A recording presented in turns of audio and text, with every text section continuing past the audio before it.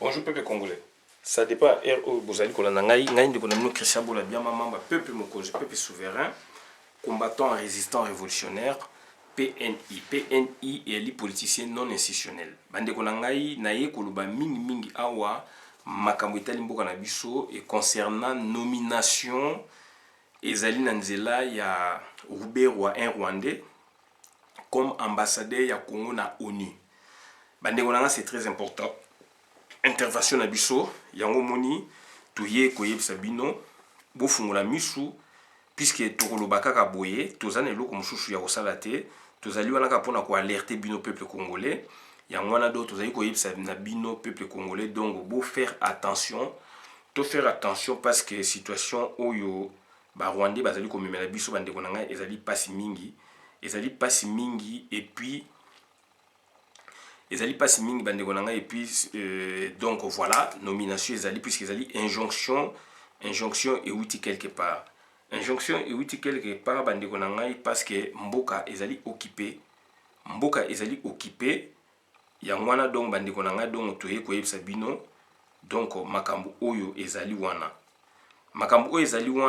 parce que congolais mingi bazali préparé te mpona badiriger mais bamonaki bapapa na bango nde basalaki politique bamoni politique ezali facile ye pe donc il faut akoma politicien ezali lokola mwana maçon mpona ye donc papa na ye azali maçon ye pe donc akoki kosala ne maçonnerie alors que il faut azala initié il faut apprendre puisque ezali batechnique ezali bastratégie mais donc voilà situation tozali nango lelo oyo Félix donc azalaki préparé te toyebisa bino Félix ntango ayaki papa Tshisekedi atiaki na disposition ya Valentin Mubaki mpona asoccupe na ye puisque côté scolaire eyaki mobulo papa Tshisekedi atie na disposition ya ingénieur Mubaki boyebi ye président UDPS le peuple donc mpona tokota na mozindo esengeli toujours kozongisa donc hymne national puisque yango nde ezalaki mama na idéologie donc eyaki hymne national oyo esangisa ye biso totoka ngo nani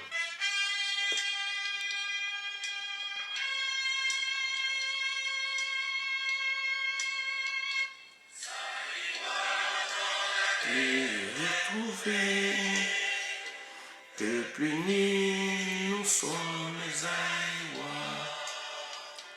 En avant, fier, plein de dignité. Peuple grand, peuple libre à jamais. Qu'on enfant nous du feu sacré. On bâtit notre pays toujours plus beau. Autour d'un fleuve majesté. Autour d'un fleuve majesté. Tricolore vive l'idéal qui nous relie aux aïeux à nos enfants. Paix, justice, c'est travail. Paix, justice, c'est travail. Moko. Moko. Moko. Moko. Moko. La paix est retrouvée. Peuple uni, nous sommes aïwa. En avant, fier et plein de dignité. Peuple grand, peuple libre à jamais. Oh non, c'est sacré. C'est sacré. Notre pays toujours plus beau. D'un fleuve majesté. Autour d'un fleuve majesté. Tricolore vive l'idéal qui nous relie aux aïeux à nos enfants. Paix, justice, c'est travail. c'est travail. Bandeko na ngai tozongisaka yango toko répéter puisque la répétition est la mère n'est-ce pas du savoir. Tozongisa yango pour na bato ba comprendre hymne national wana esalami na ba Père Jésus Bokana Lutumba bazalaki d'origine à Congo. Ce sont des Congolais, des philosophes, puisque la philosophie est la mère ya ba science nyonso. Donc yango tozongisa yango pour na kokanisa ndenge tozalaki pour na elata biso esprit wana d'unité nationale, puisque bato mosusu balingi babimisa biso ba désordre sikoyo awa eza na kati désordre ezali kuna baya nango na diaspora tobi non. C'est pas le moment to sangisa ba effort ensemble pour na to bouter bato wana dehors ensemble. Lobinde toye ba kosola masolo ya mboka na kati ya mboka. Do bandeko na ngai toye ko expliquer bino déjà to annonçaki donc Roubaix Roi azali pressenti donc au ministre enfin azali pressenti ambassadeur ya Congo ya ngai na yo Congo ya Lumumba ya Kasavubu ya Simo Kimbangu Congo ya yo ya ye kuna donc ye akoma représentant na biso na ONU bandeko nango ebi ba dégâts nini mutu wana ocha kuna. Je me répète, Roubaix injonction euti Rwanda, euti Uganda, euti Tanzanie. Donc derrière Rwanda, Uganda, Tanzanie, donc c'est toute une logique derrière. Donc il y a des multinationales. Derrière les multinationales qui se confondent avec leur pays d'origine, il y a des grandes puissances. Au bazar au soutenir idée wana. Grande puissance oyo toza koloba ko compter États-Unis puisque États-Unis a Donald Trump et boy bilo kwana mais yake États-Unis a business donc groupe yaba Hillary Clinton ba Bill Clinton na ba Tony Blair donc bazana pouvoir te mais ba tika mécanisme moko wana pona e fonctionner yango to yebisa bino Hippolyte Kanambe akolongwa na Congo mais akotika ba mécanisme moko boye abona abana kozwaka mbongo na kata Congo na ba société oyo ya créé sans que tout le monde akomona ye azwaki ba prête non. C'est la même chose yango tozo ko yebisa bino to faire attention bandeko na ngai to faire attention parce que situation est mabe donc Roubaix lelo yo imaginons que Roubaix lelo un Rwandais na Nations Unies donc derrière construction ba basala ngoni nezali ba multinational batu oyo ya misole belé na ba état o ezali ko soutenir bango ba homme d'affaires za ko soutenir bango ya minene ba homme donc ça dit ba multinational ba yebi fonctionnement ya monde ba mibeko ebimaka na ONU influence ONU soka zui akitia na ba mboka nyonso ya mokili pona ba appliquer et batu wana bazali batu ba multinational bazali mingi donc ça dit tout ça la décloisonnement ya savoir politique et puis donc scientifique batu wana oyo Roubaix ba biazala donc représentant ya Congo donc ambassadeur ya Congo na ONU. Qu'est-ce que cela veut dire?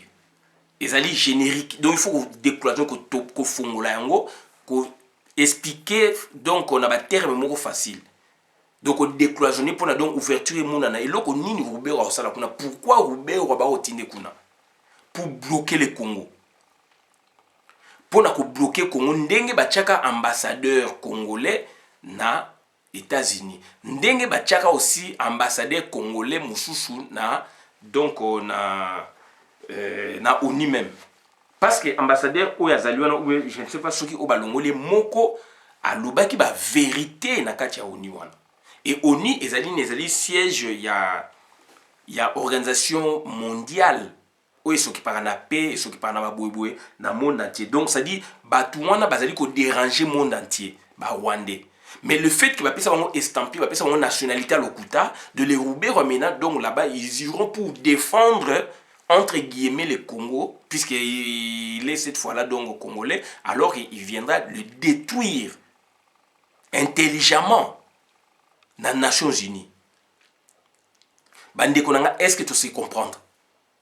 Donc voilà, Bandekonanga, raison pour laquelle Boumoni, na telemi na ROYO na eko sala vidéo yango to pesi alerte rouge Rwanda, Ouganda, bapesi injonction pour nommer Roubewa comme ambassadeur congolais na ONU, tout en étant ministre de décentralisation.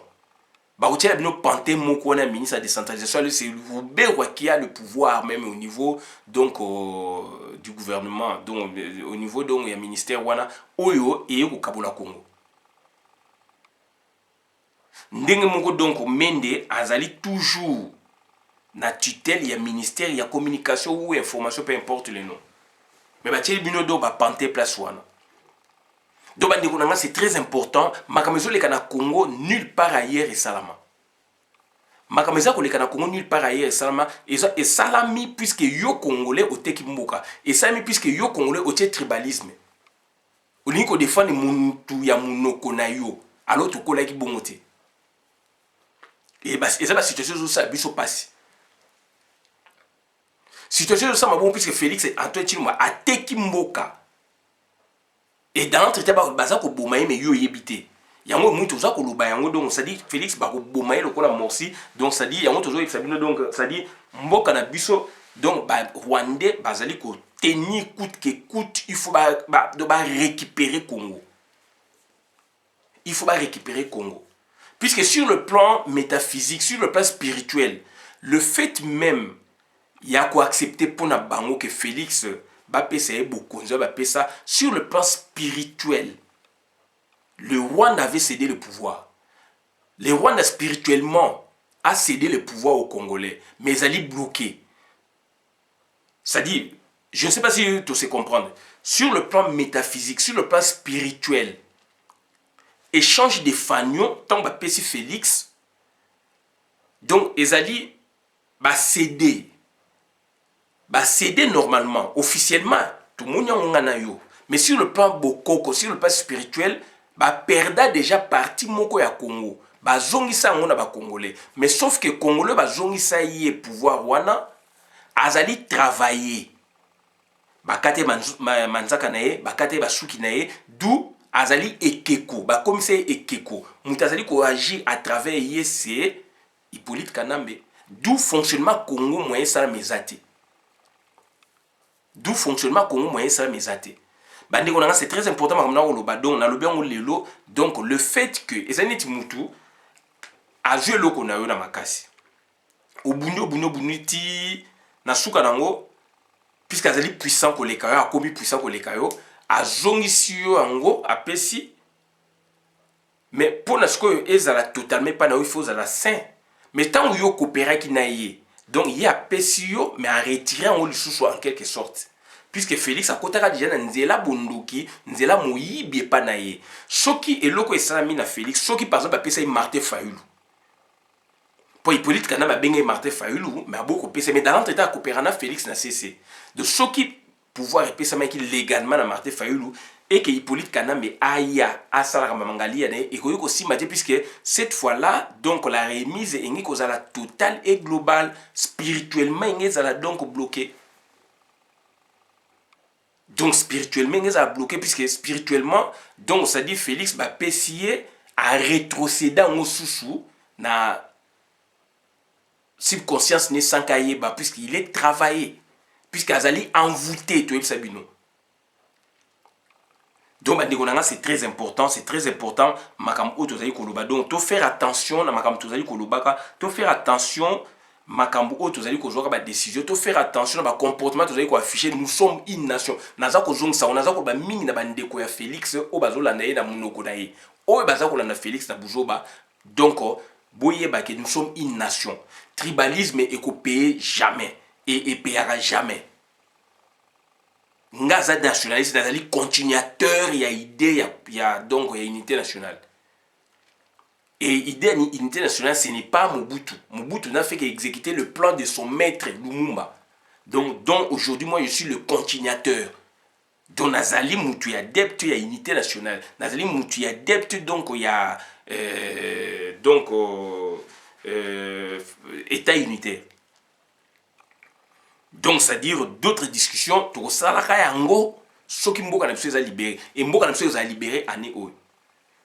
bande ko na za ko lobango na chemba ina monoko te puisque makam to yebisa ki bino za ko sala mais ezali ko salama ba rwandais donc c'est-à-dire ba komi na chaos soki bomoni bato ko mo bisa ba stratégie ya boye ba komi na suka donc yango tozo senga donc unité nationale tozo senga donc to resserrer les rangs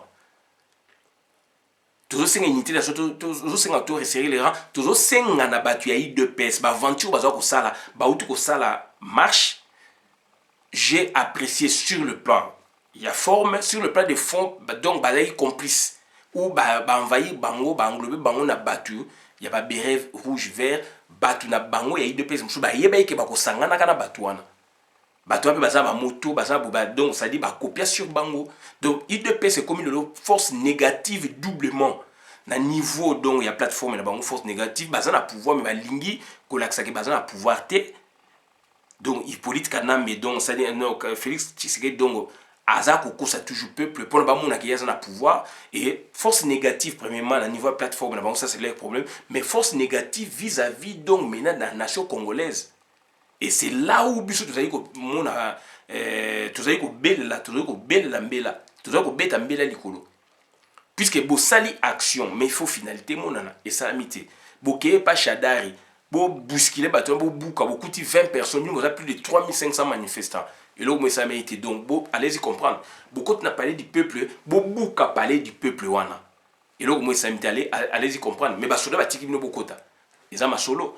Donc, donc ça dit on aura tout vu na mboka oya Congo donc ça dit situation est catastrophique situation est catastrophique bande ko nanga yango tozo senga na bino donc tous ala ensemble to bunda ensemble to sangana donc sérieusement to bunda puisque mboka kaka ya biso yango wana lelo rubewa boko kamwa yondeko bobengi Fati Béton yondeko obengi yimta kangisi kamera to bisuna kangisi kamera te kamera puisque salaki erreur à côté makama ba coup d'état yango Hippolyte Kanambe a biba kangaye a sengi kaka na Félix Ndache Manzaka voilà donc le lot toujours comme sabino que Félix a nommé donc Rubewa ambassadeur ya Congo na Nations Unies yo congolais Taliban Maliban bokolobani yo congolais Taliban Maliban okolobani puisque ezali na nzela donc Kalate Félix azako signé